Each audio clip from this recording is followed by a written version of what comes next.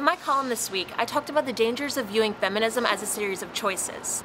So to get an idea of what LSU thought about this, I asked a few of you some questions. So, how does LSU define feminism? People think that you have to live a certain way and be just hardcore, not like feminine woman to be a feminist, but I think you can make any choice you want and still consider yourself a feminist. Feminism is, I guess, the protection of their gender.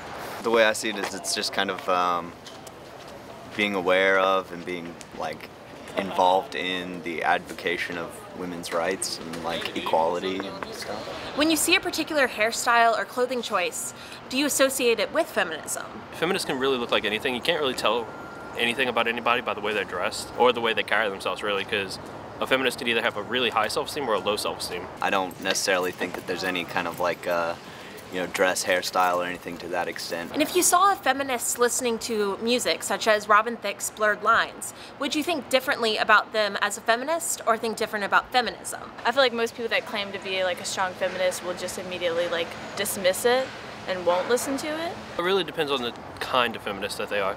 They could either be liberal or they could be radical.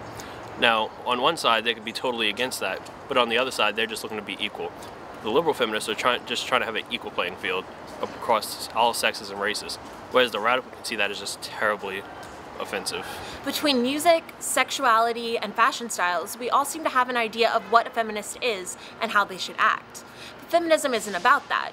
It's rather about a political and social movement advocating for equal rights and respect for women.